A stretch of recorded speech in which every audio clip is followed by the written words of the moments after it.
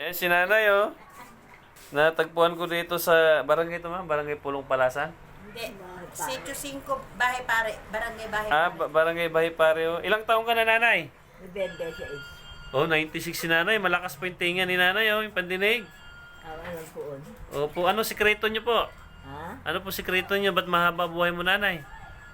Nanalig ako sa Panginoon. Yun. Number 1 po yun. Pero marami namang nanalig sa Panginoon, nanay, pero magang namatay. Oo. Anong sikreto yung mga pagkain? Wala akong kahit ano lang, kahit talang ulam, bakain ako. Oh, ibahagi mo sa mga anak mo yung ipamana mo yung buhay mo sa mga anak niyo po para humaba rin buhay nila. Oo. Ilan po anak mo, nanay? 5. Buhay po sila lahat.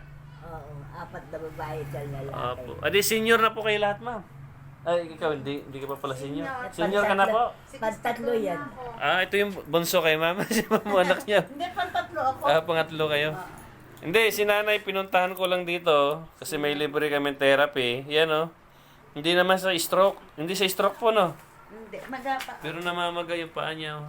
Hindi na nakakalakad. Naninigas sa mga paat kabay ko. Ayan Oo nga, nanay. Ganyan lang Nahirapan. hindi sa ano.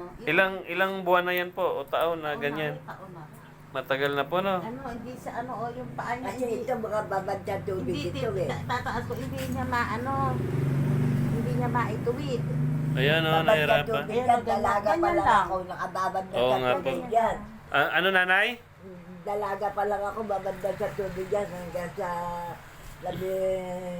15 taon ng patay yung asawa ko, makababad pa rin ako sa tubig. Ah, opo. Ako lang ang kabisilya dito noong araw sa pagtatanim. Opo. Nandalala na dupunta ako yung arayat na yan.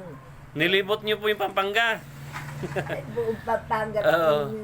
Ano, Ano pong pangalan mo, nanay? Catalina de la Cruz Carpio. Ayun, Catalina de la Cruz Carpio. Mga kami niya.